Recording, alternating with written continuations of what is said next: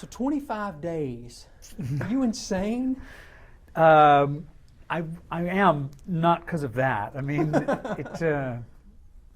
I would have happily taken 50. Right. But this is all they were going to give me to do my first movie. Right. And when especially you say, since it had subject matter. They, like this. who's the theys? I mean, because you wrote the screenplay, you're directing it, you're kind of the, you're kind of in charge if you want to be.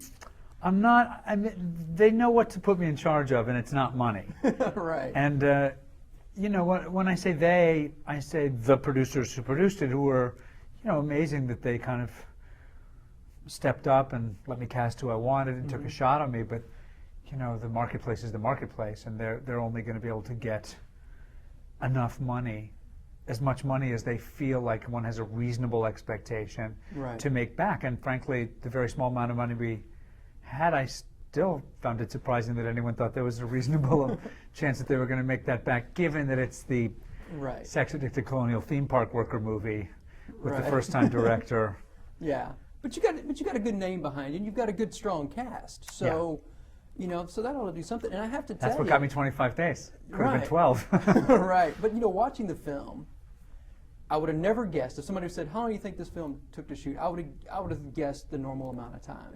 I would have never thought 25 Oh, days. that's great. That's a great compliment that our anxiety and exhaustion didn't show up. I mean, you would not believe how many scenes in the movie I look at and I think, "Oh my God, it was 5:30 in the morning." Right. After an 18-hour day, I don't know how they're being this fresh. Right. Now, do you think that added, because of the nature of the film and some of the characters, just that anxiety and that time pressure and the lack of sleep, do you think that maybe helped them develop their characters some more? Or it definitely helped Sam.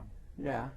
It definitely helped Sam. That Sam kind of just threw himself completely into this world, and it was something, to survive to a certain extent.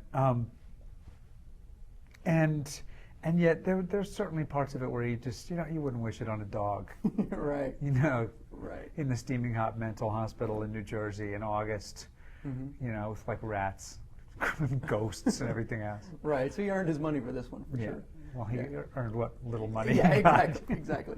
Now, you wrote the screenplay, and it's based on a book. Yeah. So when you read the book, was it one of those things you read it and said, "I've got to adapt this," or was it something where the book hadn't come out yet? I'd been brought the book as a screenwriter by some guys a guy in particular who he was working for Madonna's company at that time, and he brought it to me. He didn't own it. He just said, this came across my desk. It hasn't come out yet. It struck me as something that you might be interested in writing, and if you are, then maybe we can get someone to pay you to write it.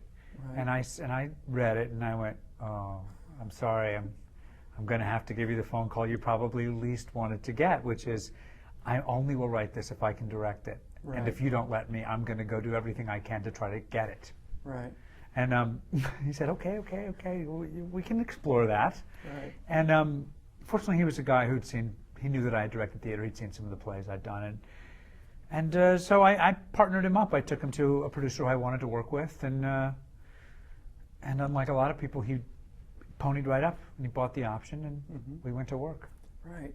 That's the whole indie feel, though. That's got to be. Is that a great? I mean, take away the 25 days pressure, but isn't this kind of bring back the fun of filmmaking? That whole absolutely. Renegade way of just jumping in. And I think about the process of it, and I mostly just feel tired, but it was also insanely fun.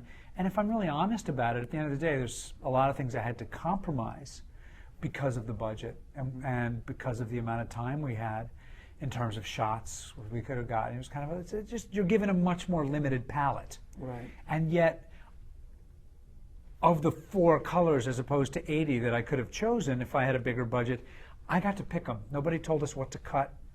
You know what I mean? There was no kind of financial or other kind of censorship.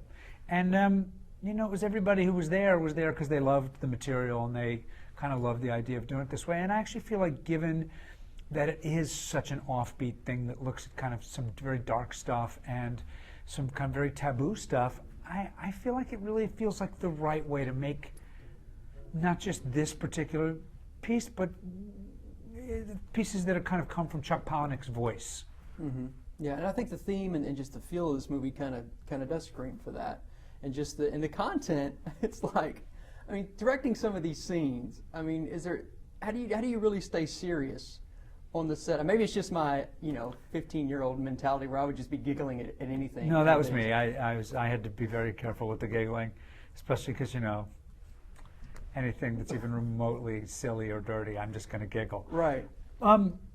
But also, I don't know, the world of it was such that there's a lot of crazy stuff that happens, and yet the main character spends a lot of time in this mental hospital where his mother lives, and so he's used to it, and she's out of her tree, so he grew up used to it. So the movie really only works if we're kind of all. It's like we all kind of looked at each other the first day when we read the script and went, well, it's a comedy kind of. Right. And then I don't think we ever mentioned that part of it again. Right. You know what I mean? We really. It only really works because Sam and Kelly and Angelica and everybody really kind of treated it as the most serious, legitimate thing in the world. Right, and poor Sam, some of the things you put him through, it's like... I felt a little bad. Just a little? He's choking himself in restaurants. Right. And also, he'd have to do these, he's a sex addict who goes to the meetings to find other sex addicts. And right. It's not the glamorous, hotel bed. It's always some slimy locker room or something. Right. And it's always 4 in the Gritty morning. bathroom. And, with some kind of tattooed actress he's never met. Right. And I don't think it was romantic. Right. Per se. But man, I mean,